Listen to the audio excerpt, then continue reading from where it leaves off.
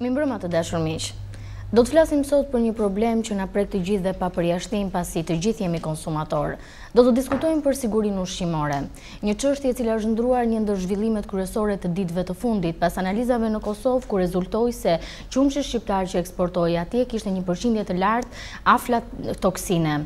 Dhe rrjedhimisht pas këtij lajmi, pyetja që shtrojmë të gjithë është që sa të sigurt jemi në ushqimet që blejmë dhe konsumojmë të gjithë. Ekziston ky rrezik vetëm për qumshin apo ka një përqindje rreziku edhe për ushqimet e tjera? Si kontrollohen prodhimet vendase? Njëkohësisht a kryhet kontrolle mbi të gjithë mallat ushqimor që futen nga jashtë dhe që kanë destinacion tregun shqiptar? Për gjitha këto do të flasim sot. Me mua në studio zoti Genc Juka, ekspert i njohur i politikave bujqësore, njëkohësisht ish drejtor ekzekutiv i Autoritetit Kombëtar të Ushqimit. Mirëmbrëma zoti Juka, kënaqësi që të kam në studio. Për ballëtimin në këtë debat, zoti Nazri Haxhiu, një ndër hartuesit e programit të Partisë Socialiste për sigurinë ushqimore, njëherëzi ish drejtor i Drejtorisë Ushqimit në Ministrinë e Bujqësisë. Mirëmbrëma zoti Haxhiu, kënaqësi që të kam në studio. Pas pak do të kemi një lidhje direkte dhe me zonjën Valbona Paluka, eksperte në sigurinë ushqimore. Ndërkaq, përpara se të nis bisedën me të ftuarit e mi, ndjekim një material dhe janë pikërisht disa opinione të qytetarëve marrë para ditën e sotme nga gazetarët tanë, për sa i përket sigurisë ushqimore, shqetësimet që ata ngren dhe sa të sigurt të ndihem. Ndjekim këto intervista dhe rikthehemi në studio. Lidhur me produktet ushqimore që ju konsumoni, ndjeni i sigurt? Me vjen keq unë i marr gjitha nga jashtë kur vi. Sepse çdo verë që vi, fëmijët e mi përfundojnë në spital. Jo, 100%. Edhe dyshimet të gjithë kanë besoj, po që është diçka që edhe gjithë popullsia nuk e di ku të ankohet, çfarë të kërkoj, kur edhe vetë ministria nuk di të jap një përgjigje të saktë. Kemi dhe ne fëmijë të vogël, si do ta zgjidhim të problem, se ky është shumë i dhëm pas shumshit. Jo, ne më tepër produkte vendas. Dëgjuam të rastin me qumshtin, ju shqetësoj? Po, në shqetësoj. Po për fat mirë ne nuk e përdorim me fëmijët tonë dhe kështu që. Kemi pak frikë tani me marr djallin dhe qumshtin kaq. Ushqimet sigurta janë se po të shofish ato etiketën, sigurta janë.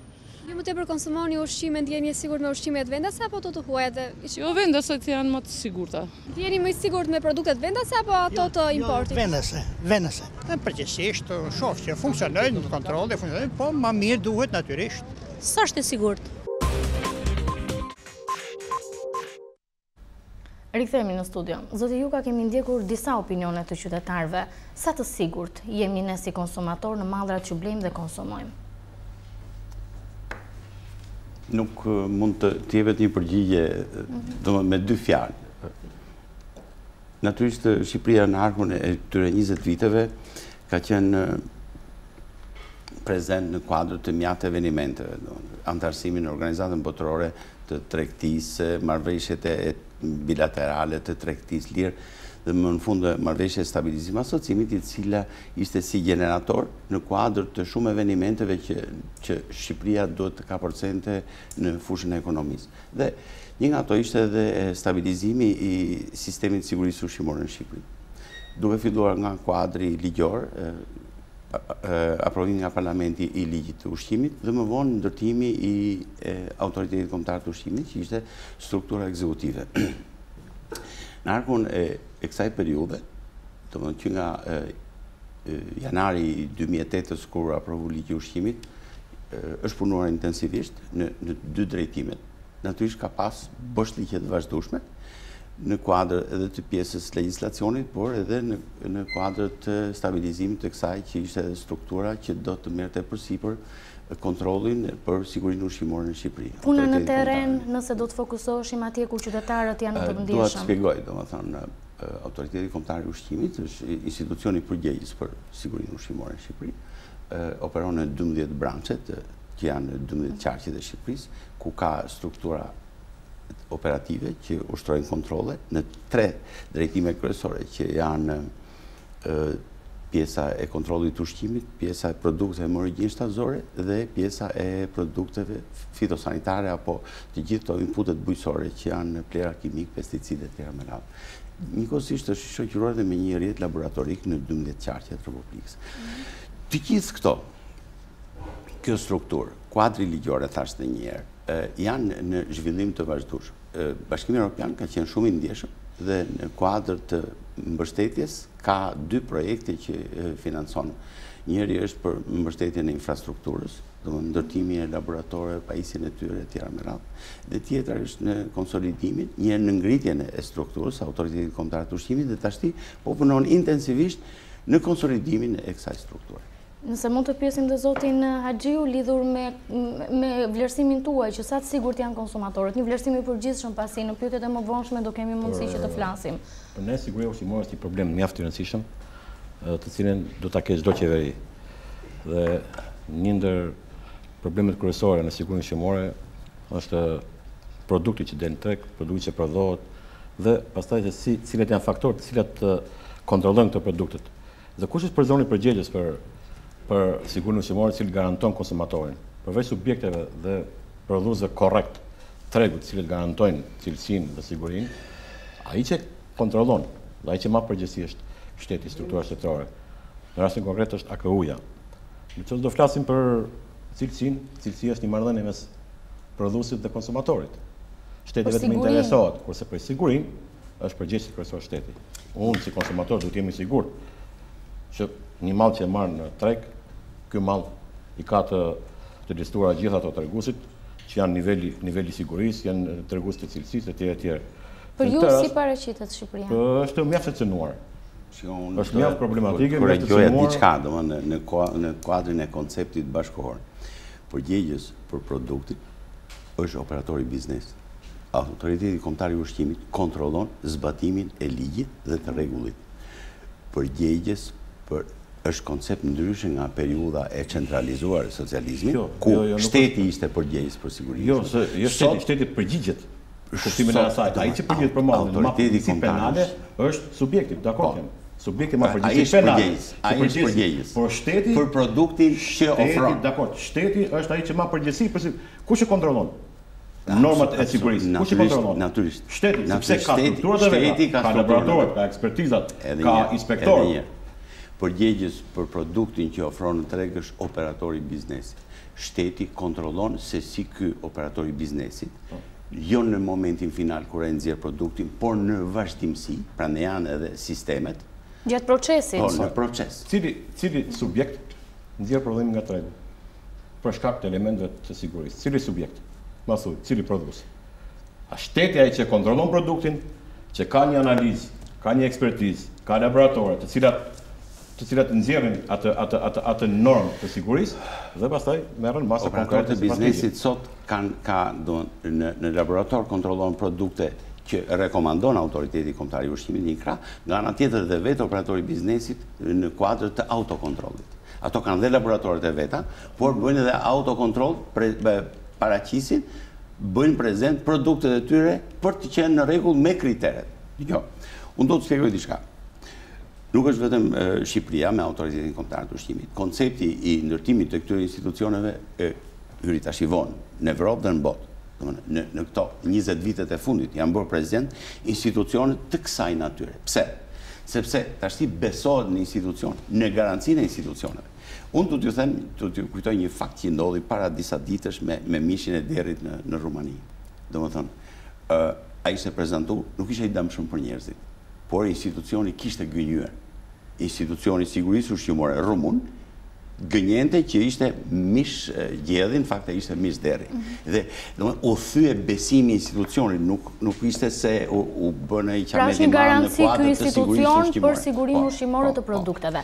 Do doja, më falë zoti Juka, do të lidhemi sërish bashkë, nëse mund të kishim një lidhje edhe me zonjën Valbona Paluka, për ta bërë edhe atë pjesë të debatit tonë. Mirëmbrëma zonja Paluka. Mirëmbrëma. Ju si eksperte në fushën e sigurisë ushqimore, si do ta vlerësoni pikërisht sigurinë ushqimore në Shqipëri? Sa të sigurt ndihen konsumatorët shqiptarë dhe sa duhet të ndihen? Mua paraprakisht do të më falni për korrigjimin sipas vizionit tim të pyetjes si duket siguria ushqimore.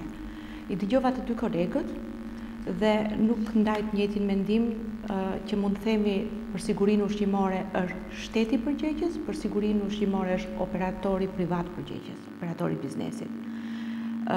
Prandaj ligjet bëhen për të bërë një koordinim të kontrollit, të vlerësimit të riskut, të menaxhimit të riskut, të komunikimit të riskut nga institucionet përgjegjëse dhe operatori i biznesit mban përgjegjësi për të gjithë fazën në të cilën ai ushtron aktivitetin e tij dhe vërtet është ai përgjegjës për produktin final që nxjerr tek konsumatori. Por ndryshimi i legjislacionit evropian, të cilin nëse do ta themi në mënyrë figurative, ndryshon orë pas ore, jo ditë pas dite, kryhet pikërisht për të menaxhuar dhe për të rregulluar kontrollin e të ashtu quajturit produkte ushqimor nga ferma në tavolinë. Sepse nuk mund të themi kur që një operator i biznesit është përgjegjës për një produkt, mos na bën leksione sepse do t'i zhvillojmë dal nga dal. Do të rrim te kjo tema ku jemi duke fol. Zoti Juka, nëse ju jeni i gatshëm thoni që ne jemi të sigurt ose jo të sigurt për produktin ushqimor, unë në pikpamjen time nuk jam e gatshme për të thënë që është operatori i biznesit i vetëm përgjegjës për gjithçka. Ashtu sikurse unë thash operatori i biznesit është përgjegjës për produktin final që nxjerr në treg. Autoritetet dhe institucionet e ndjekin në çdo hall, pikërisht, po për të thënë për një produkt të sigurt konsumatorin. Apo jo, zbatojnë autoriteti kombëtar i ushqimit dhe gjithë strukturat që kontrollojnë në Shqipëri janë përgjegjëse për të kontrolluar si zbatohet ligji. Atëherë, më fole pak pra AKO-n. Do të flasë edhe unë, cili ka qenë misioni jonë. Do flasim pak më vonë lidhur edhe me autoritetin kombëtar të ushqimit dhe kontrollet që kryen aktualisht, ndërkaq. Jo, kam llafin tek pjesa e kësaj strukture që është iniciu që nga viti 2005. Por jo kështu si është ndërtuar dhe është ndërtuar sot. Që nga pikpamja legislative, që nga pikpamja strukturore. Dhe pikërisht, ky ndërtim i tillë ka bërë që të ketë këto probleme në. Do të thënë ju mendoni se ky institucion nuk garanton sigurinë e produkteve ushqimore, nuk kontrollon biznesin. Nuk është fikse nuk garanton në mënyrë absolute. Po them, puna do të ishte bërë më mirë dhe ne mendojmë se do bëjmë më mirë punën duke reformuar totalisht AKU-n, qoftë në pjesën legjislative, qoftë në pjesën strukturore. Zoti Luka. Pse? Në çon doni pse va them. Do diskutojmë pak më vonë edhe për masat që mund të merret. Do të them diçka. Duhet ndalem në këtë. Nëse i referohemi kuadrit legjislativ, është ndërtuar një ligj me rekomandimet e Bashkimit Evropian në çdo hap. Unë kam qenë moderator i ligjit në atë kohë, kam qenë bile në parlament. Dhe jam marrë edhe me strukturat në atë kohë e ekspertizën e Bashkimit Evropian dhe me project manager që ishin në mision rezident të Komisionit Evropian. Jam marrë edhe me pjesën shqiptare që ishin... Po sa zbatojnë ligjet në praktik? Prit, ta spjegoj. Legislacioni është absolutisht bashkohor. Përmirësimet ligjore në çdo hap përveç ligjit të ushqimit janë bërë rregullime ligjore në vazhdim. Sa zbatohen? Po them, ti ke bërë me ekspert BE-s dhe ke marrë një ligj të Kroacisë, ke adaptuar që pastaj ai e kthej vetë Kroacia dhe ti vazhdon me këtë ligj duke ngjenë një ligj vetë i erë. Po them, ne kemi bërë me juristin më të mirë të BE-s, ligjin e ushqimit. Problemi i ligjit është zbatimi. Për këtë punë. Kemi ndërtuar një rrit laboratorik me pajisje më moderne, ju e dini mjaft mirë. Ku janë ato çfarë? Jo, po të them unë. Ku janë? Ke laboratorin ranar të Durrësit, ke laboratorin ranar të Gjirokastës, ke institutin që kemi qu 3 HPLC, kemi qu absorber atomik, kemi qu mjaft që ju nuk e keni idenë kërkesat e këtyre viteve për sigurinë ushqimit. Dhe i dim mjaft mirë edhe kërkesat edhe gjitha strategjitë. Dhe kemi të gatshëm për gjitha këto, po të them, mënyra se si është ndërtuar AKU-ja dhe e keni hedhë me një mënyrë të çuditshme atë që kemi bërë ne, që kanë harxhuar mjaft lek. Nuk kam gjetur asnjë gjë.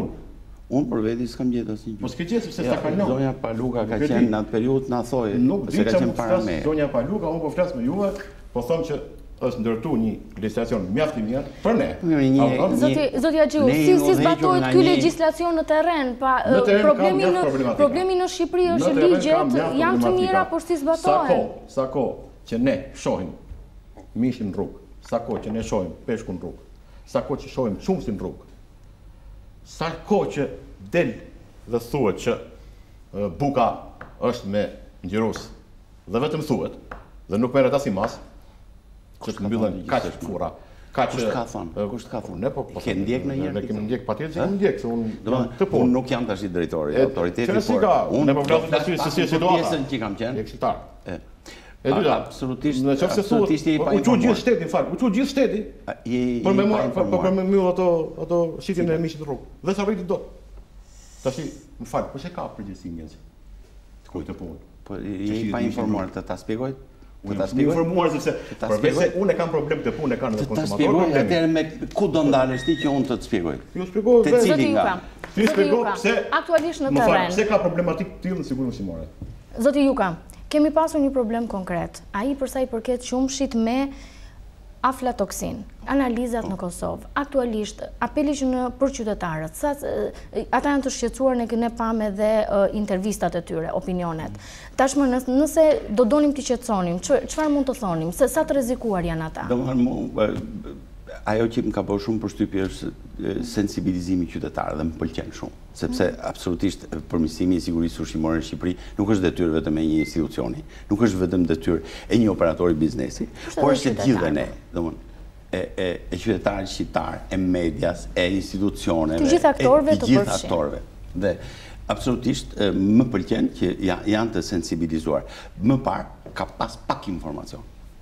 Jemi duke dhënë informacion, japim për ditë, institucionet japin informacion, mediat komunikojnë me qytetarin dhe që një produkt të dali i sigurt në treg janë 1.001 hallka. Dhe unë du të tregoj që sa i përket qumshtit, në çdo vit është bërë një monitorim në detaje në të gjithë strukturat që prezentojnë këtë produkt në tregun shqiptar. Që nga fermeri deri tek shitja në tavolin. Jo, është bëhet monitorimi nga baxhat e qumshtit të gjithë fabrikat e përpunimit, është bërë një monitorim vjetor. Bëhet një monitorim vjetor sepse ne raportojmë në Bruxelles. Dhe kemi raportuar për 2 element, për qelizat somatike, dhe për ngarkesën bakteriale.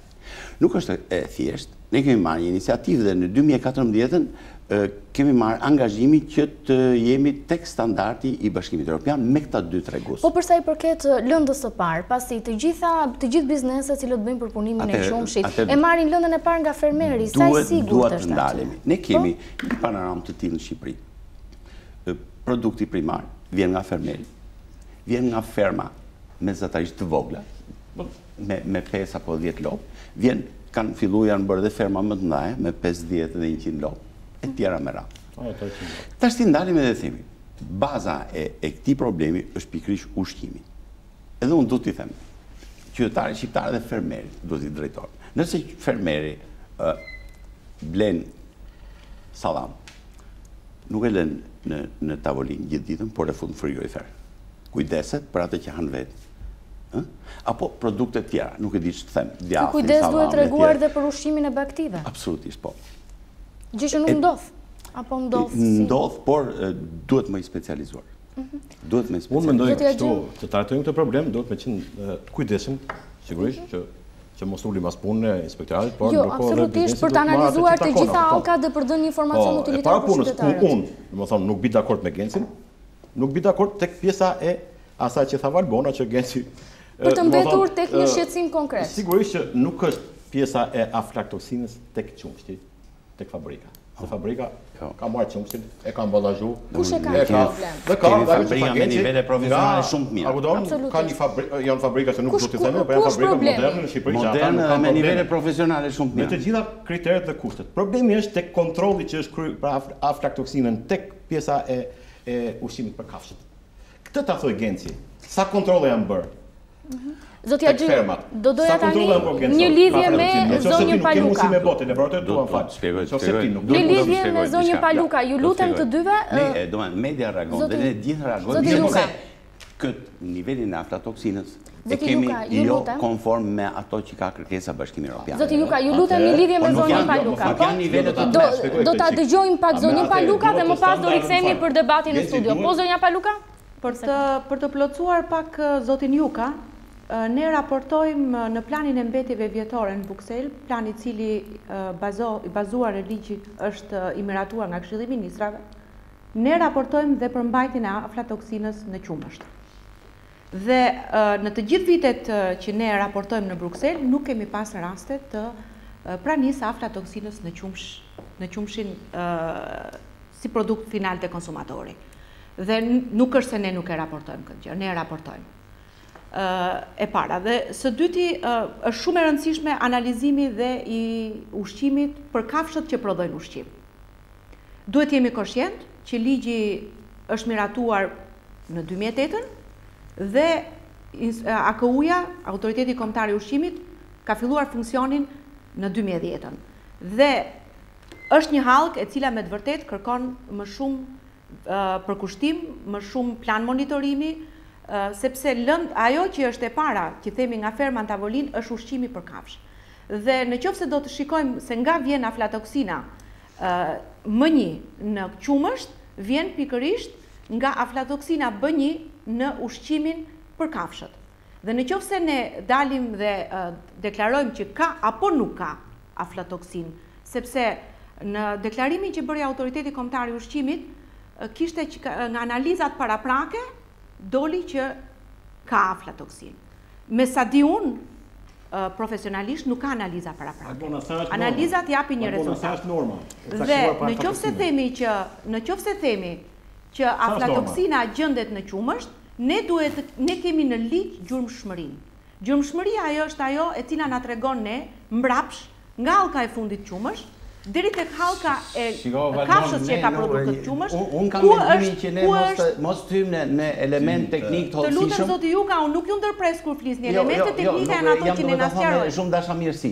Të lutem, edhe unë po e them me dashamirësi. Përfundoi zonja Paluka dhe më pas rikthehemi. Po zonja Paluka? Ju lutem, gjurmshmëria është ajo që na tregon ne, jo për të pasur frikë, as për të fshehur, por për të parë të vërtetën ku vërtet ne na kontaminohet ky produkt. Nuk kemi ne vetëm të parët që kemi të tilla probleme me sigurinë ushqimore. Faleminderit zonja Paluka. Faleminderit. Do të plotësoj çik balkonën. Me ato që thanë filloj të standardet. Po të lësh 2 minuta. Jo, s'ma ndërpreve. Në 2012 në gusht në shtetin e Arkansas ka qenë një alarm i madh i rritjes nivelit të aflatoksinës në qumësht. Dhe qeveria aty dha një ordër që të gjithë stabilimentet e qumshit të fillojnë kontrollin nga muaji gusht dhe në vazhdim për nivelet e aflatoksinës. Çfarë kishte ndodhur? Ka një fenomen të tillë. Aflatoksina është produkt i këtyre këpurdhave që janë të aspergillus. Është produkt i dy këpurdhave aspergillus. I rrezikshëm për shëndetin e konsumatorëve? T'ju shpjegoj. Edhe qytetari do të shpjegoj. Janë këpurdhat aspergillus 1, janë këto myqet që janë penicillum, që prodhohet penicillina, që gjithë qytetarët e shohin tek buka kur myket. Kjo është një myk tjetër që i ndodh produktit misrit dhe grurit dhe këtyre dhe produkteve të thata.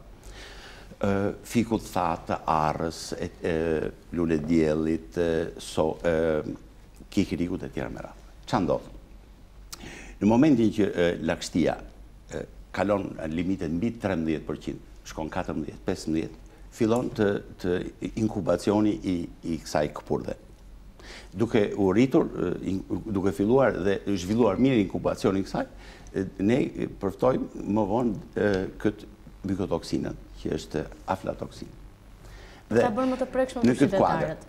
Dhe produkti primar që ushqehet blegtoria, misri e tjera me radhë, është baza e prodhimit të aflatoksinës më vonë. Domethënë kafshët duke u ushqyer me një produkt i cili është i kontaminuar apo që ka filluar të myket, jam duke folur me gjuhë shumë popullore, atëherë ne kemi fenomenin e aflatoksinës në produkt një qumësht. Pra problemi është ushqimi i kafshëve që më pas prodhojnë qumshtë. E tha Valbona, ai depozitohet në mëlçinë e lopës dhe mëlçia ajo e nxjerr nga organizmi nëpërmjet urinës dhe qumshtit. Aflatoksina për mua nuk është se është ka ndodhur për tek qumshtja, ndodh tek gruri, ndodh tek misri, ndodh tek këto produktet e bajameve këto. Dhe ne kemi pasur shumë raste që nga sistemi alert kemi marrë informacion për produktet që janë importuar në Shqipëri, konkretisht në një rast për vajullivelin të firmës mjaft të njohur në Greqi, që s'po ja them emrin, dhe të disa statistikave. Dhe kemi marrë masa më një herë. kemi asgjësuar dhe kemi... Në Amerikë, në gusht të 2012-ës ndodhi sepse ishtin kondicion i lartë i thatësirës në momentin që vinte produkti. Por e kemi asgjësuar, Genson. Tashti, përsa i përket, çfarë niveli ka, për shembull, në Shqipëri Afrika, se nxjerr apo se nxjerr? Që të themi se, mirë, e ka BE, e ka 005. Po ne po ti kemi standardet e BE-s, ne që tash ti futemi në BE. Po ne po parafrojmë standardet tona të standardet e BE-s. Do të kemi filluar në një nivel para standardit. Them edhe një gjë, edhe Kosova që e ka konstatuar, unë po të bëj një xhiro me makinë, pa bërë asnjë analizë, vetëm të bëj një xhiro, një fshat atje. Them që këto qumshti mund të ketë aflatoksin. Ku është defekti? Më falni për një ndërhyrje. I institucioneve që kontrollojnë. Po zonja Paluka, sa të mbaroj argumentin zoti Axhiu dhe do të lidhemi së bashku. Do të përcaktoj një nivel aflatoksin, të thonë që në Shqipëri është e lejuar deri kaq. Sa ka nivel rad? Nuk mund të ushti. E di sa e ka Hungaria 0. BE ka 0.05, Amerika 0.05, Amerika ka 0.5. Ka 10 fish ashtu. Do të thonë kanë ndryshme, por ama autoriteti kompetent vendos një rregull minimal sigurie, ta marrë dhe informë, që ti qetësoj konsumatorët, ti thoj që ky vllai dashur është 10 herë më i rritur se sa i BE-s, po ama nuk bën dëm. Zoti Axhia, lidhemi tani me zonjën Paluka, po? Informacioni që japin kolegët duke i respektu, është një informacion që hym në faqen e internetit dhe gjen çdo konsumator. Problemi është si doli dhe si u konstatu ky problem. Me të vërtet, Agjencia e Veterinarisë dhe Sigurisë Ushqimore në Kosovë u iniciu nga produktet të cilët origjinonin nga Kroacia dhe nga Bosnjë-Hercegovina, të cilët ishin me përmbajtje aflatoksine. 006 apo 0055 mbi normën e lejuar nga Bashkimi Evropian. Dhe ne, kur vjen puna për standardet, adaptojmë legjislacionin evropian për sa i përket limiteve. Unë mendoj që është tepër urgjente që nëpërmjet vlerësimit të riskut, të cilin e bën autoriteti kombëtar i ushqimit, të shihet me pozitivitet. Meqense ky qumësh me aflatoksin u konstatua në produktet kroate, në produktet e Bosnjë-Hercegovinës, atëherë cili mund të jetë burimi që ka edhe produkte në Kosovë dhe në Shqipëri me aflatoksin? Klima vetë zonjë këtu, si vjetë edhe një vit i lagës. Cila është lënda e parë që përdoret për ushqimin e kafshëve, e cila është importuar në Shqipëri, e cila është përdorur dhe në Bosnjë, një pjesë e fermerëve shqiptare prodhojnë misrin vetë. Edhe në Zoti Juka, nuk bëhem më e kuptueshme ose më pak e kuptueshme nëse flasim bashkë. Ju lutem. Ky është opinioni që po them unë. Ne kemi shumë të thjeshtë që fermat të cilët kanë furnizuar me qumësh kompanitë shqiptare, sepse është shumë e dëmshme për kompanitë të cilat kanë investuar në mënyrë të habitshme në fushën e përpunimit të qumshtit dhe në produkteve, të merren si kompani të cilët citohen në këto momente. Ne duhet të ndjekim këtë ka detyrë institucionet tona, të ndjekim të gjitha hallkat ku mund të jetë kontaminuar ky qumësh. Nga origjinon kjo aflatoksin. Po mos flisnim me aq teori, fabrika e qumshtit merr qumësh nga për prodhimin e ushqimit të kafshëve janë importuar. Si të koordinojmë me autoritetet homologe të Kroacisë, jo, jeni duke folë teorikisht shumë nuk e pranoj. Zonja Paluka, unë kisha në fakt një pyetje për ju. Deri në këtë moment është shqetësimi i qumshtit. Konsumatorët si duhet të ndihen për në produktet e tij? Nën kuptoj kosin dhe gjithë në produktet e tjerë të këtij qumshi. Ekziston ky shqetësim? Mendimin tuaj dhe ta ndaj edhe me të tuarit e tjerë. Kur flasim te kosi përmbajtja e qumshit. Ja të mbaroj shkurt zonja Paluka dhe më pas vazhdo me zotin Juka, po? E nderuar, nuk flitet më sot, nuk flasim dot në këto momente ku ne nuk kemi shifra. Ne flasim, është i kontaminuar qumshi me aflatoksin. Asnjë institucion nuk del dhe thot që është kaq. Ndoshta analizat që do të shkojnë në Itali dhe analizat do të shkojnë ose kanë shkuar në Hollandë, në të dy këto vende, mund të dalin për tregues negativ. Ne kemi pasur rastin e melaminës në qumësh që origjinonte nga Kina. Dhe me një bujë të madhe u kërkua që të kishte melamin qumësh dhe rezultoi nga analizat e bëra në një institut në Itali nuk kishte përmbajtjet melaminës në qumësh. Pra mund kemi dhe lajm të mirë nga laboratori në Itali. Natyrisht unë jam e predispozuar gjithmonë derisa të flasin fjalën e fundit dhe të jetë shkruar e zezë në të bardhë nga një institucion i akredituar ose jo i akredituar, që nuk janë laboratorët e Institutit Sigurisë Ushqimore dhe Veterinarisë të të akredituar nuk do me thënë që nuk janë besueshëm. Faleminderit zonja Paluka, të vazhdojmë me zotin laboratorë që Juka. cilët ne na kontrollojnë produktet tona. Të lëm shifrat të na tregojnë dhe pastaj mund të flasim. Faleminderit zonja Paluka, po zoti Juka? Ne jemi duke folë në kuadrë të qumshtit dhe prezencës së aflatoksines, jemi duke pretenduar nivelin europian. Kërkojmë standardin më të mirë të mundshëm që ekziston në rrezull, sepse dhe Amerika ka nivele pak më tolerante. Por të marrim në paralelizëm në të gjithë zhvillimet ekonomiko-sociale në Shqipëri në këtë nivel që kërkojmë për aflatoksinën i kemi gjërat? Po të marrë një kodi rrugor, po të marrë një tjetër nuk e di qa. Siguracionet e juja si gazetar, në qa nivellesh jeni? Jeni në nivellet e gazetarve europian, juve? Zoti Juka, qumshi është një produkt i cili është bazë për shëndetje. Nuk kam asnjë. Ne kështu që është ndikon direkte te konsumatorit, të shëndetit, e mirëqenia e tij. Do të ndodhin përmirësime ligjore dhe ky është një shembull mjaft domethënës. Edhe vetë Europa në rastin e lopës shmendur, në rastin e dioksinave, u ripozicionu, bëri korrigjime institucionale, bëri korrigjime ligjore të rëndësishme për ta eliminuar si proces. Pra po punohet për rritjen e sigurisë ushqimore. Absolutisht, edhe në kuadër të prezencës së aflatoksinës në qumësht, unë kam bindjen e plot që do të bëhen përmirësime ligjore, do të bëhet parafrimi i legjislacionit, sepse me sa di, Bashkimi Evropian ka një rregullore të veçantë në kuadër të qëndrimit të prezencës së aflatoksinës. Sa zbatuar në terren këto, në kontrolle, pasi legjislacioni është një kraj, i cili shumë mirë që është parafruar. Problemi është te zbatimi, tek pjesa e kapaciteteve, sa kontrollohen, qoftë edhe ushqimi i baktive. Ju e vut theksin pak më parë te fermeri, i cili duhet jetë pak i ndjeshëm vet, siç duhet jetë edhe konsumatori në produktet që merr. Këtu ekonomia tregu do t'i diferencojë gjërat. Do t'i diferencojë gjërat. Ne fakt po diskutojmë për sigurinë ushqimore, edhe është një nga temat mjaft të rëndësishme, sidomos kur ndodh një skandal i tillë. Nuk është skandal. Nuk është skandal. Po skandal, nuk është skandal, jo. Mund të jetë skandal edhe nga ekspertët që nuk kanë presim dhe analizat nuk mund të flasim. Nuk mund të dalë nga një analizë, sepse unë marr informacion nga KU-ja e Kosovës, nuk e marr nga KU-ja e Shqipërisë. Gjithsesi presim. A ka mundësi të them edhe diçka tjetër? Për të qenë unë kam folur me drejtoreshin e Kosovës para dia dhe i thashëm një gjë këtu. Ju nuk e keni sakta nivelet, unë i thash kaq. Pse nuk bëri prezant kontrollet që kishte bërë edhe për stabilimentet kosovare? Si ishte situata? Qënë si ka, ne na duhet puna jonë. Të mos vëmë në diskutim të dhënat kosovare, të mbetemi në situatën në Shqipëri. Siguria ushqimore ne sot. Unë kam qenë në pozicionin tonë, sigurisht dikur dhe kam pas të probleme, unë kam qenë ballë për ballë. Më kanë akuzuar, më kanë bërë.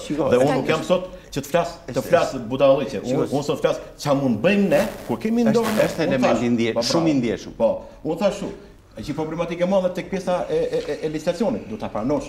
E kupton që ke prish një ligj veterinare dhe ke bërë një ligj tjetër veterinare që e ke bërë të çorganizuar totalisht sistemin. Nuk merret vesh se ku është një strukturë dhe ku është struktura tjetër. Jo, valla, ke ligjin. Hape ligjin, më fal, si ke strukturat e kontrollit veterinari? Bashkia të kontrollon brenda stabilimentit, jashtë kontrollon AKU-ja. Çfarë ku kontrollon atje? Gjitha këto i ke të verifikuara. Nuk ka koordinim mes të gjitha strukturave? Më fal, konceptet europiane. Nuk ka koordinim mes të gjitha strukturave? Autoriteti e sigurisë ushqimore ben. Konceptin evropian? Po. Do ta trajtojmë, jo siç do ti, po siç duhet realisht ta bëjmë. Dhe koncepti janë disa koncepte, janë disa agjenci, disa lloje. Cila është agjencia më adekuate? Ty të ka sjell rezultat kjo agjenci? Strukturat e pushtetit vendor janë përgjegjës për organizimin tregtar të gjithë rrjetit në territorin e tyre. Po pse nuk e bën piramidë? Siç bëhet ka piramidë, do të thotë që do të jetë një drejtor agjencie ne kemi kërku dhe ky drejtor agjencie, do kjo agjenci varet minimalisht ka modele të cilat këto janë modele që secila mund t'i zbatojë secili krah. Modeli është problem. Zoti Juka, po. Mënyra kontrollit për ne është pa problem. Infrastrukturën nuk kanë të ndërtuar mirë. Pse? Çfarë konkretisht? Po ja, konkretisht, nëse ti, më fal, si merret mostra? Mostra e mishit që hyn nga, po themi nga Brazili ose nga më thuj, po ke qenë drejtore ke marrë te doganat e brendshme. Sot di si merret? Si merret sot? Merret. Jo. Ka dhënë një urrë që në doganat e brendshme mos të ketë inspektor. Po ta shpjegoj. Dhe thuhet që të merret kufi. Ta shpjegoj. Ndërkohë që nuk kanë asnjë element infrastrukturë për ta marrë. Ta shpjegoj unë, jo e ke gabim, po e ke gabim zotëri. E ke gabim. Është udhëzimi i Bashkimit Evropian që Nëse ty të ka hyrë brenda teritorit Shqipërisë, ti me merresh dhe lodhesh kot. Prandaj ato quhen pika të karantinës. Pika të kontrollit karantinor. Gjelë do ta mbaroj unë një pastaj nuk mund ta lësh ty brenda teritorit Shqipërisë. Ti para një muaji ke bërë këtë punë dhe e di për çka shkaku e kanë bërë? Sepse dublohen ka shumë njerëz inspektoratin. Ndërkohë, se ka problem, thotë nuk ka buxhet, nuk ka inspektor, nuk mund ta kontrollojë tregun. Drejtori i agjencisë thotë s'kam buxhet. Kur thotë s'kam buxhet dhe s'kam inspektor, do të thotë që kështu. Më falni, a mund të bëj një ndërhyrje, ju lutem? Po, zonja Paluka? Në diskutimin që bëri zoti Juka në ligjin e sigurisë ushqimore në nenin 12 është vlerësimi i sigurisë ushqimore dhe është saktësisht i sqaruar që të gjithë ushqimet quhen të dëmshme për konsumatorit kur përmbajnë mikroorganizma, parazit të dëmshëm, toksina bakteriale, mykotoksina e tjerë.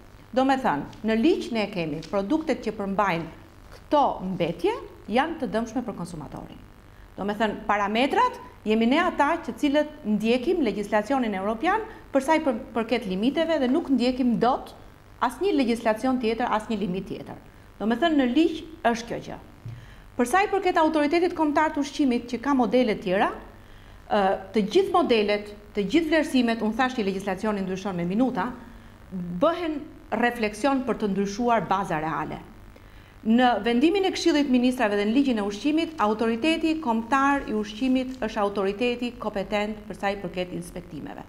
Dhe e reja që solli ligji i ushqimit dhe vendimi i Këshillit Ministrave për autoritetin kombëtar të ushqimit ka qenë që zinxhiri i komandës për kontrollin dhe inspektimin që deri në vitin 2009 ka qenë i shpërndar në 4 institucione, të bëheshe vetëm inspektimi nga autoriteti kombëtar i ushqimit, i cili për të gjitha ato inspektime që nuk i krynte dot vetë, mund t'i delegonte, mund bënte marrëveshje e tjera. Do me thënë në vendimin e Këshillit Ministrave dhe në ligj është saktësisht e caktuar.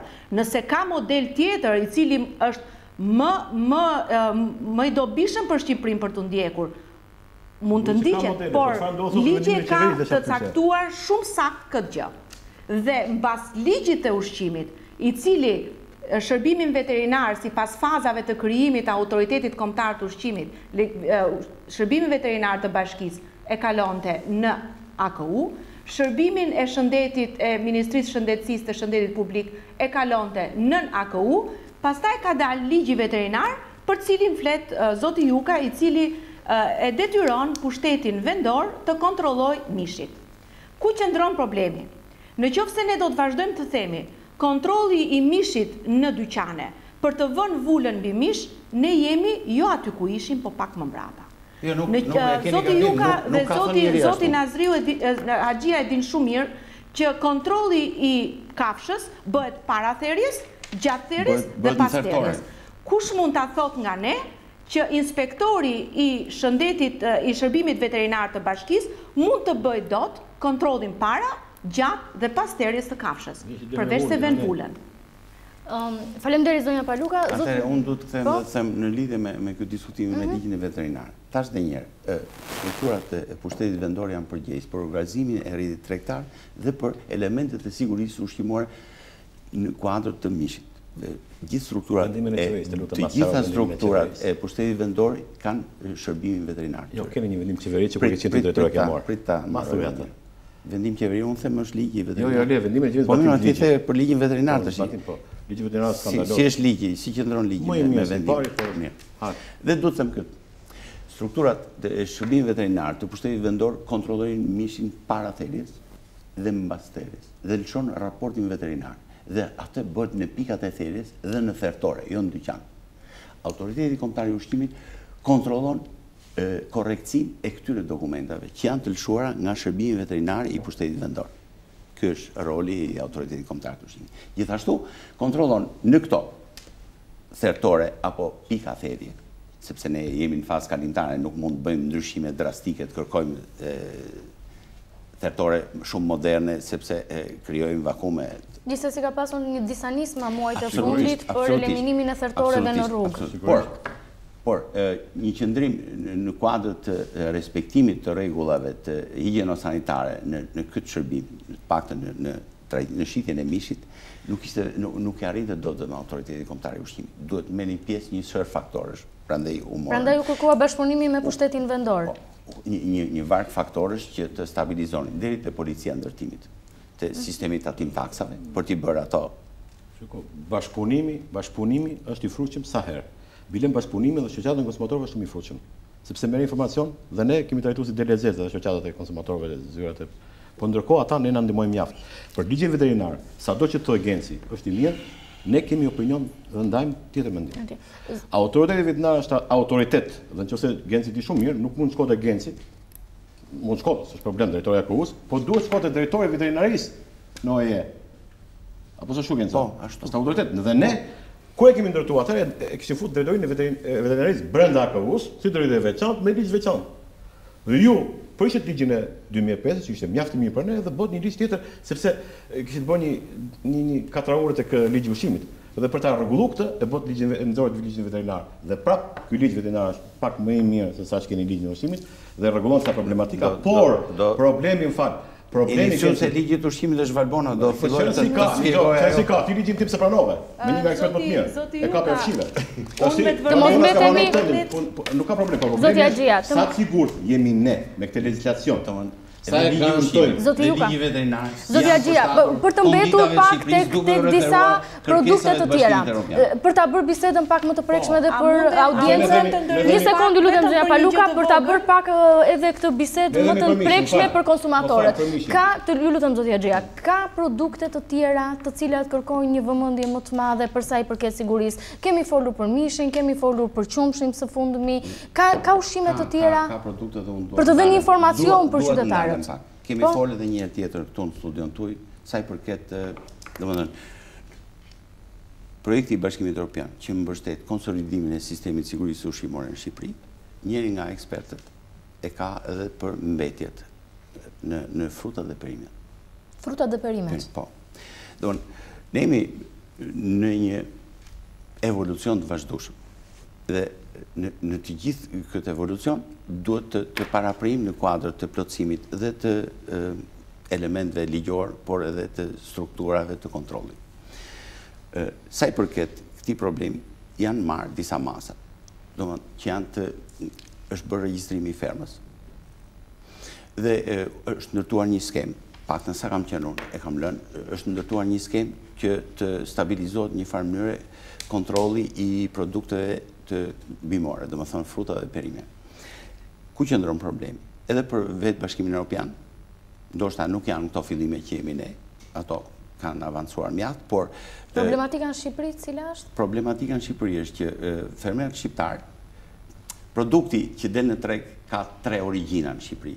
Është një produkt biologjik i pastër, është produkt i një bujësie konvencionale dhe është dhe një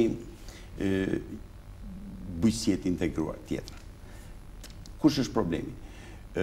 Bashkimi Evropian, fermerët në Bashkimin Evropian përdorin protokolle në të gjithë atë gamën, zinxhirin e trajtimeve dhe të plerimeve me bazë kimike. Çfarë ndodh në Shqipëri me fermerët tanë? Fermerët përdorin bujësi konvencionale, ato përdorin preparate kimike dhe në një moment caktuar nganjëherë nuk respektojnë afatet e karencës. Këto preparate janë të kontrolluara në farmaci kur merren? Nuk ka problem, ato janë të kontrolluara. Gjithë problemi është që preparatet janë sistemik dhe këto preparate sistemik duhet që mbasi trajton. Për shembull, fermeri trajton domaten për afide, për morra. Dhe ai duhet të respektojë një afat 10 ditor apo 15 sa e ka preparati për mos ta nxjerrë atë në treg për para kësaj. Që e hedhë, sasin jo konform me aty standardet e ndërkohë. Problemi është që nganjëherë ato e shkelin këtë afati dhe nuk e mbajnë, domethënë mbasi kanë bërë trajtimin nuk pozicionohen ta vjelin, po ta lënë 10 ditë aq sa kërkon ajo. Mos duhet një punë më e madhe me fermerët? Ju shpjegoj. Atëherë u regjistru ferma. U stabilizuar një marrëdhënie e të gjitha këtyre që janë farmacitë bujësore. Nga ana tjetër u ndërtu një skemë për të gjithë ato operatorë biznesi që ofrojnë produkte në pikat e mëdha të grumbullimit me shumicë, të cilat furnizojnë supermarkete dhe dyqane të autorizuar. Unë i rekomandoj qytetarëve shqiptarë që më shumë të jenë të vëmendshëm dhe të marrin produkte në të gjithë to pika që janë të autorizuar. Mos shkojnë tek njerëz anonim tek trotuari. Sepse gjithmonë e thamë edhe në fillim, operatori biznesit ai është përgjegjës për sigurinë për atë produkt që ai ofron qytetarit. Është njësoj sigur juve, po jo marr shembull, nuk shkoni me blej një celular të një njeri i panjohur që rrin rrugë, por shkoni në dyqan. Pse? Se nesër po të kesh probleme, shkon te ai dyqan dhe i thu si më ndodh. E njëjta histori. Gjithsecili nga këta që ofron produktin duhet dihet përgjegjës për atë produkt që ofron. Pra, një punë të madhe ka vetë konsumatori në zgjedhjet që bën në momentin që blen ushqim. Jo, konsumatori këtë e di edhe Genci, këtë e di edhe unë, këtë e di në ju. Konsumatori ka të drejtë gjithmonë dhe në çdo rast. Dhe konsumatori duhet marrë produktin më të sigurt dhe më të mirë. Dhe për këtë punë janë gjithë institucione që punojnë, luftojnë dhe realizojnë ato objektiva që kanë. Por sa e merr produktin e sigurt? Ky është problemi. Kjo pyetja që nga fillimi. Mund të mishi, doni një problem me kapi fiksi, besoj, nuk e di për këto hormonet, nuk e di sa informacion ke. Po. Dhe thotë që hormoni përdoret tek Zoti, ju ka tha që janë probleme frutat, mishin e diskutuam. Mishi ose diskutuam për hormonin e mishit. Nuk janë probleme. Është një problem që element që ne i bëjmë prezent dhe bëhet një luftë mjaft intensive. I cili bëja e hoqi nga lista e barnave, këta e vonë. Nuk pyetën njëri e vonë. Se tha përdor për mishin e kalit dhe sigurisht Amerika përdor për mishin e kalit, për mishin për kalin, për masën e për to. Më falni zoti Haxhier, nuk është e drejtë që është vënë ky hormon në listë. Në vitin 2006 dhe në vitin 2011, më tutje me të shumë pash në faqen e ministrisë, është ndaluar përdorimi. Unë që në 2008-ën, 2009-ën, kjo me insistimin e BE-s është heq nga lista. Të lutem, që në 2006 është heq në Shqipëri. Jo, të lutem, në 2006 është hequr në Shqipëri. Tjetër është kontrabanda, se ka probleme ka në farmaci. Jo, të gjojmë mendimin e zonës Paluka. Ju lutem, ne flasim për dy koncepte. Më falni, ndoshta paralelizmi nuk është i gjetur. Droga nuk lejohet, as tregtohet në Shqipëri, por gjendet drogë. Nuk dua të bëj asnjë mbështetje të këtyre kamerave e sensibilizojnë opinionin, por ama unë jam gjithmonë për ne profesionistët, jam gjithmonë të largohemi nga një ose dy raste. Ashtu sikur se thashtë për rastin e qumshit, kur një gjë është evidentuar. Sporadik ky, i ky hormoni, ju lutem vetëm ta mbaroj. Vetëm ta mbaroj. Zoti Haxhia, ndajemi për një hapësirë publicitare, rikthehemi sërish në studio me të ftuarit për të diskutuar lidhur me sigurinë ushqimore. Ka ende shumë çështje të cilat do të diskutojmë.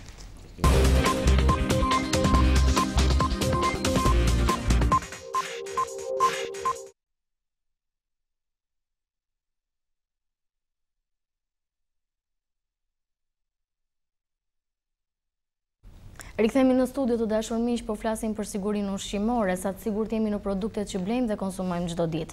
Për të vijuar bisedën me të ftuarit e mi, do doja që më përpara të ndiqim një material të përgatitur nga kolegi Ariola Jata dhe më pas rikthehemi në studio.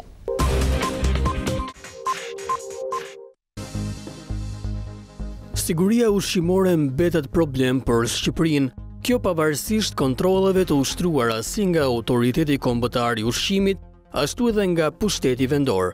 Produktet më të rrezikshme për shkak të standardeve të ulta të sigurisë janë qumshti dhe nën produktet e tij. Akulloret në stinën e verës, mishi për shkak edhe të mënyrës se si bëhet therrja dhe tregtimi e të tjerë. Nga të dhënat e Autoritetit Kombëtar të Ushqimit, rezulton se vetëm për periudhën janar-qershor 2012 në të gjithë vendin u kryen 14.733 inspektime. Si rezultat i këtyre kontrolleve u morën 108 masa administrative, që variojnë nga gjop deri në pezullim aktiviteti. Gjithashtu asgjësuan rreth 34 ton produkte ushqimore, një pjesë të cilave jashtë standardeve të sigurisë ushqimore. Inspektorët kanë konstatuar shkeljet e bizneset që merren me produktet ushqimore. Kështu për produktet me origjinë shtazore, produkti përfundimtar jo në të gjitha rastet shoqërohet me raport analize dhe certifikat veterinare. Disa subjekte nuk kanë marrë masa për dezinfektimin e ambientit. Në disa raste të tjera nuk plotësohen kushtet higjieno-sanitare, të tregtimit dhe magazinimit, ndërkaq që për produktet e importit mungojnë etiketat në gjuhën shqipe. Përballë kësaj problematike që pranohet edhe zyrtarisht, sa të sigurt janë konsumatorët për ushqimet që blejnë në tregje, dyqane apo supermarkete.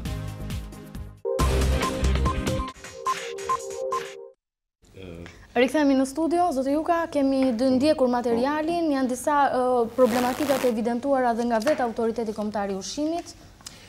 Edhe njëherë unë nuk jam drejtori i autoritetit, unë jam pranë ministrit bujqësisë, këshilltari i ministrit. Jo, por duke qenë se një problematikë e pranuar. Thashë edhe në fillim, më pëlqen. Publiku, mediat, gjithë janë sensibilizuar dhe ky institucion nuk ka qenë, nuk ka ekzistuar dhe në harkun e një periudhe shumë të shkurtë jo mësu emri nga qytetarët dhe replikohet me këtë institucion, i kërkojnë qytetarët, i kërkojnë media, i kërkojnë vetë institucionet e shtetit, i kërkojnë llogari. Kjo është eveniment mjaft pozitiv. Ai është prezent, nuk është i mçeur. Dhe problematika nuk është e mçeur. Po bëhet që për ditë çdo hallk e problematikës të këtij institucioni është duke trajtuar së bashku me qytetarët. Pozitive është edhe tjetra, që reagohet, reflektohet me intensitet për t'i korrigjuar gjërat. Por të gjithë këto institucione në të gjithë botën janë në evolucion e sipër. Zoti Juka, nuk kemi vetëm prodhimin vendas. Kemi produktet e importit. Nëse duhet për ta bërë më të ndjeshme për konsumatorët. Tek produktet e importit, një pjesë e mirë e ushqimeve që ham, që konsumojmë, janë pikërisht vinë nga jashtë. Si bëhet kontrolli i tyre? Atëherë raportohet 24 dhe 48 orë përpara për çdo produkt që do hyjë në Shqipëri të importit. Sa i përket, më të ndjeshme janë produktet me origjinë shtazore. Ne patëm marrë disa masa, para gati një viti e sa, që certifikata veterinare bëhet me packing list, ku po të jem ma konkret, për shembull, një operator biznesi nga këto që ofrojnë për me emna, magazinat e mëdhaja ku shkojnë furnizojnë qytetarët me gjithë produktet, ai sjell kamionat në port dhe atje ka një mori mallrash me produkte me origjinë shtazore, sallam, prosciutto, qumësht, kos e tjera me radhë, dhe shoqërohet me një listë deri në gram të vulosur, të firmosur dhe nga autoriteti kompetent, për shembull për nga Italia, nga autoritetet italiane. Nga autoriteti kompetent italian, që konfirmon vërtetësinë e certifikatave veterinare me radhë të gjithë tyre produkte. Dhe sigurinë e produktit që futet. Absolutisht. Du të them këtë, që në vendet e Bashkimit Evropian është raport shumë i rëndësishëm besueshmëria ndërmjet institucioneve. Dhe ky fenomen është duke ushtrit në gjithë rrezullin, domethënë të gjithë prurjet, dërgesat që bëhen në momentin që është dyshimi më i parë, i kërkohet konfirmimi autoritetit përkatës të vendit respektiv. Po zoti Axhiu? Që po të pëndodhëm ne të kontrollojnë ai që i vjen. Shkurt të flasim hapur fare. Po unë do të ndalem tek pjesa se si kontrollojmë ne. Konkretisht si kontrollojmë një mazë që në Durrës, ose në Kukës, ose në një kufirë tjetër në Gjerkaste. Unë, informacionet që kemi ne, zakonisht, po të funit, nuk janë mbyll marrja mostrave të duhet më ndash një gjë. Duhet më ndash një gjë. Për produkte që vinë nga Bashkimi Evropian dhe jashtë Bashkimit Evropian. Këtë duhet më ndash. Tashti për mua do të thosh që janë më të sigurta ato Bashkimit Evropian. Edhe këto janë më të pasigurta. Unë po them që kim mallra që vinë nga bota tjetër që janë më të sigurta se Bashkimi Evropian. Janë nivele siguri shumë të larta. Ne kemi një lloj marrëdhënie me Bashkimin Evropian në besueshmërinë e institucioneve. Nuk do të thotë që ti mos bësh analizë. Absolutisht. Po tregoj një rast konkret. Zakonisht tregtarët e vetë nuk bëhet laf për firma që kryejnë ato që theti që bëjnë kontrata të rregullta me kompani serioze dhe të cilat kanë edhe etiketat të shkruara në gjuhën shqipe. Një kriter që e kërkojmë ne dhe ata zbatojnë. Por ne kemi nxjerrë disa akte ligjore për sa i përket afateve të skadencës për produktet që prishen shpejt, që të futen në Shqipëri për shembull 3 muaj para se ti marrësh afatin e skadencës. Si kontrollojnë këto? Atëherë, si e kontrollon inspektorati këtë, ndërkohë që ai e ka marrë për probleme çmimesh. Që ti marr më lirë në magazinat tregtar në Itali. Nuk je qartë fare. Nuk je qartë fare sepse nuk ka etiketa në gjuhën shqipe që pikërisht këtu do të datë. Ata nuk kanë etiketa.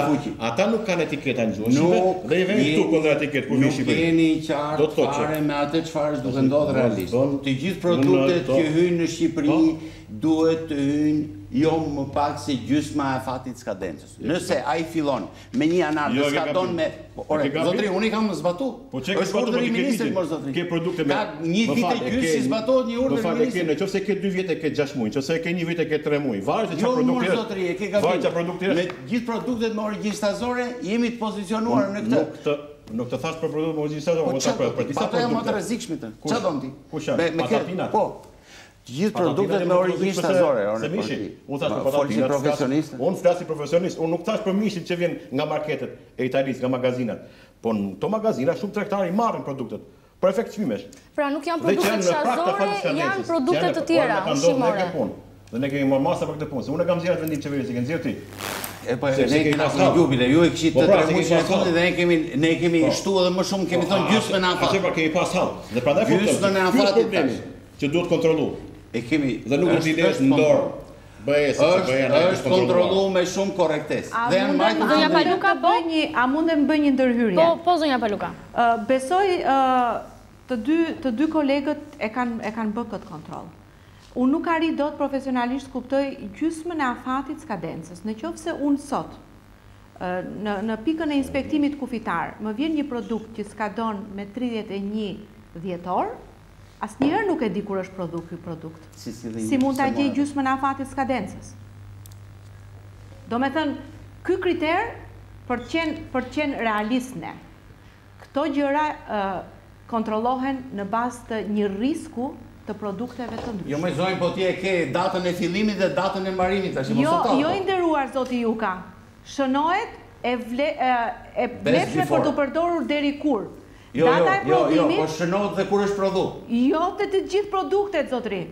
E po tash ne po flasim produktet ushqimore dhe mund vjen keq që ne i karakterizojmë produkte ushqimore me risk apo produkte ushqimore pa risk.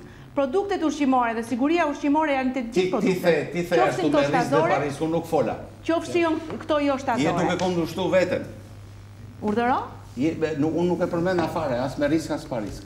Jo, ju thatë gjysma e afatit skadencës, por nëse do dilni dhe të shikoni produktet në pjesën më të madhe kanë vetëm datën e skadencës dhe jo të prodhimit. Ky është legjislacioni evropian, ky është legjislacioni botror dhe shqiptar. Vetëm produktet të caktuara kanë prodhimin e skadencës. Unë po të marr një tjetër, atëherë që është në kundërshtim fare me atë që thu ti. I gjithë mishi që vjen nga Amerika nuk ka atë fundin fare. Ka vetëm fillimin, ka dhe kondicionin e rujtjes. Minus 18 apo minus 24. Këto janë kushtet e etiketimit, zoti Juka, ka 2 mënyra etiketimi. Jepet data e prodhimit dhe sa muaj më pas është e vlefshme, dhe në produktet pjesën më të madhe të produkteve jepet vetëm data skadencës. Nuk përbën ky sens. Kjo që po them unë është e vërtetë. Unë po ju respektoj në bisedë. Nuk ka mishi që vjen nga vendet e Nuk është mishi vetëm produkti, zoti Juka. Nuk ka datën e fundit. Ka vetëm datën e fillimit dhe kondicionin e ruajtjes. Minus 18 apo minus 24. Zoti Juka, nuk ka vetëm mish që importohet, zoti Juka. Importohen produktet nga Aja te Zhëja, më vjen shumë keq. Do me thënë një fushë të cilën e njoh, nuk ka vetëm Zonja Paluka, për sa i përket produkteve të tjera, jo vetëm mishit, por edhe produkteve të tjera ushqimore, ka një ligj në fuqi për sa i përket etiketimit në gjuhën shqipe. Po. Para disa vitesh ka qenë problem pasi shumë nga produktet nuk e kishin këtë etiket në gjuhën shqipe që jo vetëm datën e skadencës, por edhe element të tjera që duhen në përbërje të produktit. Aktualisht si o ta vlerësonit situatën ju? Janë aktualisht të pajisur të gjithë të produktet e importit me këtë etiket ku konsumatori të marrë të gjithë informacionin e nevojshëm për produktin që konsumon? Unë jam e bindur që inspektorët në pikat e inspektimit kufitar kryen si duhet detyrën e tyre në bazë të legjislacionit. Dhe ne kemi dhënë eksperienca që produktet të cilët nuk e kanë pas në etiket në gjuhën origjinale për bërësit, inspektoriatet tona kufitare e kanë kthyer produktin mbrapsht. Do me thënë, për mua nuk qëndron çështja sa kontrollohet tu. Ai që e ka bërë, se po dalim se ai, ka qenë një problematike madhe, ne kemi nxjerrë vendim qeveri 64 ka qenë duket Genci, për etiketimin në gjuhën shqipe. Dhe me të vërtetë, në fillimet e kësaj pune kemi pas shumë probleme.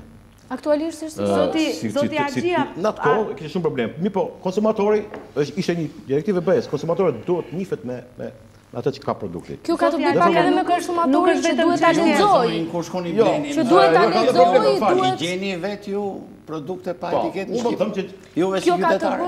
Kjo ka të bëjë me konsumatorin absolutisht, por nga ana tjetër mendoj se roli shtetit dhe institucioneve duhet të ekzistojë derisa të shkojë në produkt plotësohet, apo jo bëjmë një ndërhyrje. 60%. Më falni të bëjmë një ndërhyrje. Po zonja Paluka. Konsideroj problem të zauruar, është vënë në rrugë të mirë. Po zonja Paluka. Të tre ne kemi qenë drejtues dhe kemi mbuluar fushën e sigurisë ushqimore. Sa pika shitje të vogla të mëdhaja ka në Tiranë? Nuk po zë. Tirana është afërsisht 1 milion konsumator. Sa inspektor kemi ne të cilët kontrollojnë? Sa mjete transporti, ju lutem, sa mjete transporti kemi ne me të cilën inspektorët duhet të kontrollojnë çdo qoshe të Tiranës. Po marr vetëm Tiranën, ju lutem. Pra ka mungesë kapacitetesh njerëzore sipas jush? Unë mendoj, përpara se ne të rrim dhe ti trajtojmë këto çështje që kemi trajtuar me kohë, ne kemi nxjerrë mësime të tre kolegët që jemi. Ne kemi nxjerrë mësime nga këto gjëra. Siguria ushqimore për të gjithë konsumatorin dhe thirrje për të gjithë strukturat don buxhet.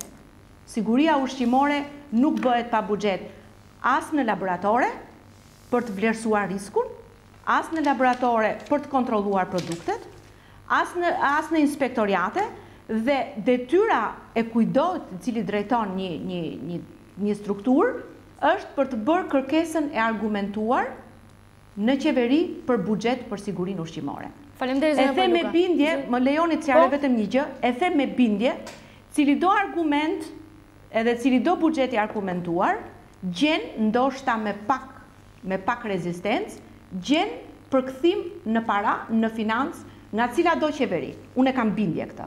Dhe ne kemi dhënë faktin e dur që për matrikullimin e gjedhit, i cili ishte një proces shumë i gjatë, i cili kushtonte dhe kërkonte buxhet, qeveria shqiptare në momentin e argumentimit dhe në momentin e zbërthimit të gjithë elementeve të sigurisë ushqimore që kishin lidhje me matrikullimin, dha buxhet. Pra kërkohet një mbështetje më e madhe financiare, zonja Paluka, sipas jush për rritjen e sigurisë ushqimore. Siguria ushqimore do buxhet, askush nuk mund ta kundërshtojë dot këtë gjë. Nuk mund të ka si inspektor të shkojë në këmbë dhe të kontrollojë. Aktualisht ka nevojë për më shumë kapacitet njerëzor në kontrolle? Natyrisht thash, institucioni është në havat e para të tij. Në këtë periudhë ka patur një mbështetje financiare mjaft konsiderueshme nga Bashkimi Evropian. Me miliona janë gati për ndërtimin e godinave tek rreth 6 milionë euro. Tashti për pajisjen e laboratorëve me konceptin evropian janë planifikuar me IPën 2014 tek rreth 3 milionë sa euro. Pra, po të kapaciteti njerëzor? Du të shpjegoj. Unë nuk kam kundërshtim me ato që tha Valbona, don buxhet, don risorse humane, të njerëz që t'jarkullojnë duan mjete, por një farë mënyre është bërë një lëvizje. Shqipëria regjistron tek rreth 20.000 sot, 20.000 operator biznesi. Dhe është punuar mjaft intensivisht për të ndërtuar edhe një sistem të planifikimit, të kontrollit me bazë risku, atë që folëm me Valbonën në fillim.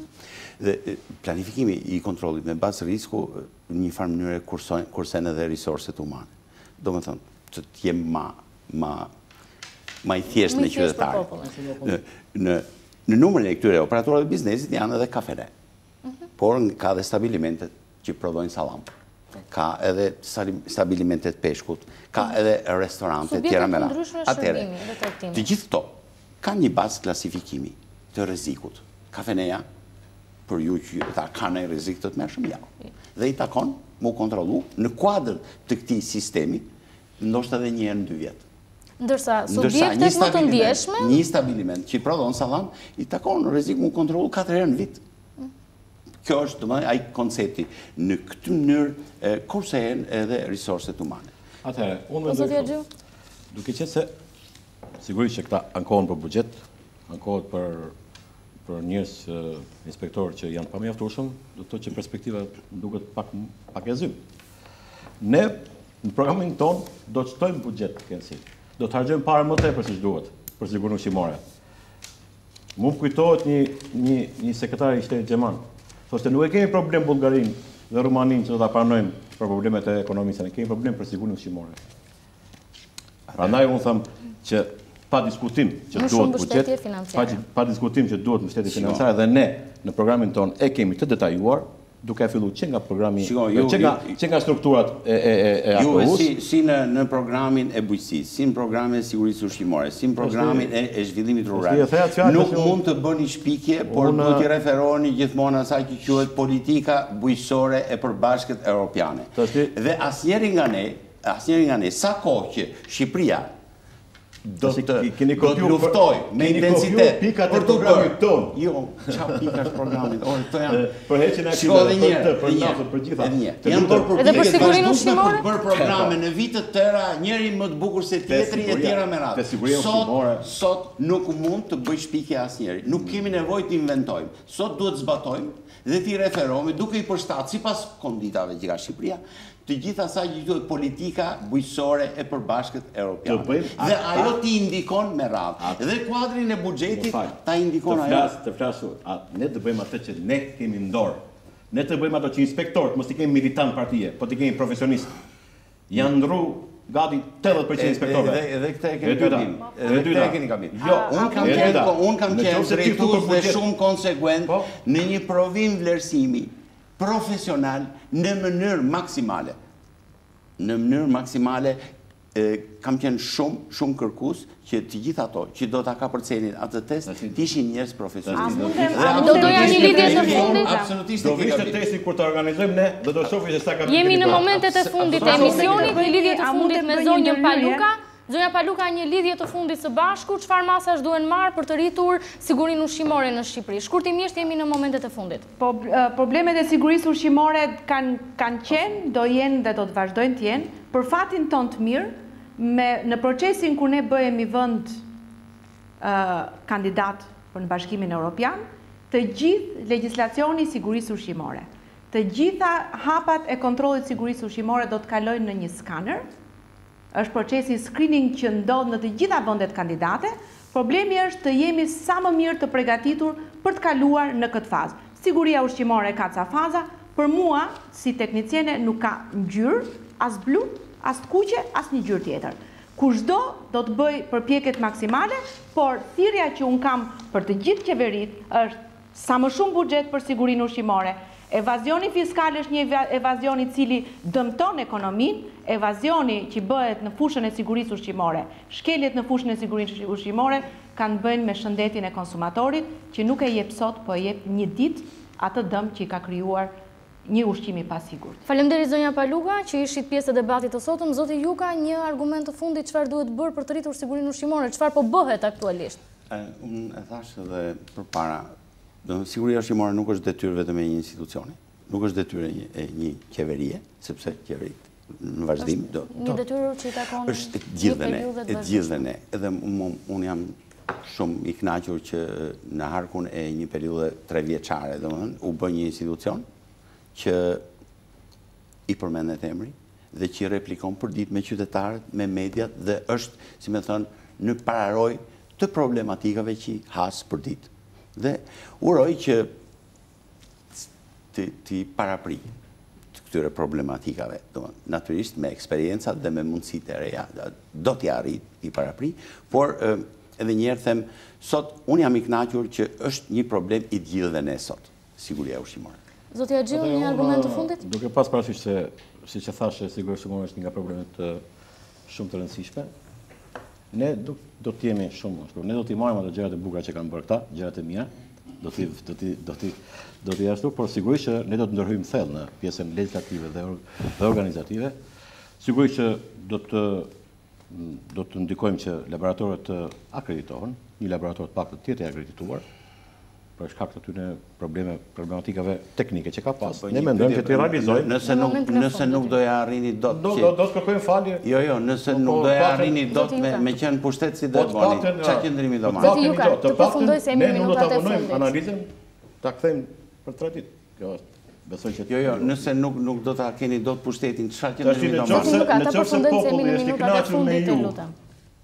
Me gjithë to që keni bërë, një reform atëre thellë në të gjithë pjesën vertikale dhe horizontale. Pa diskutim, ndryshe nuk kemi arritur të bëjmë asnjë gjë. A mundem një fjali të fundit? Po zonja Paluka, pak shpejt ju lutem. Ne si profesionist duhet heqim dorë vetëm nga teoria, do të bëjmë laborator të akredituar. Duhet di mirë që të akreditosh një laborator është diçka. Të mirëmbash akreditimin vit për vit është diçka tjetër. Ashtu sikurse duhet heqim dorë dhe nga certifikimet me të ashtu quajtura normat të ASAP-it, në një kohë që duhet implementim dhe shërbim vjetor i këtyre normave të ASAP-it të implementuara në stabilimet. Faleminderit zonja Paluka, të dashur miq, kemi folur sot për sigurinë ushqimore, një çështje e cila mbetet për herë shumë e ndjeshme për të gjithë ne që mbi të gjitha jemi konsumator dhe blejmë, shpenzojmë produkte të cilat shiten në tregje, nëpër supermarkete, nëpër dyqane. Shumë punë mbetet ende për t'u bërë nga qeveria në drejtim të kontrollit, nga strukturat e saj, por shumë punë nga biznesi, ai i cili nxjerr produktin në treg, shumë punë mbetet edhe nga konsumatori i cili duhet të jetë i kujdesshëm në zgjedhjet që bën, duke lexuar etiketat apo marrë atë informacion brenda mundësive të tij. Bashkë do të shihemi sërish të mërkurën e ardhshme me një tjetër temë. Natën e mirë.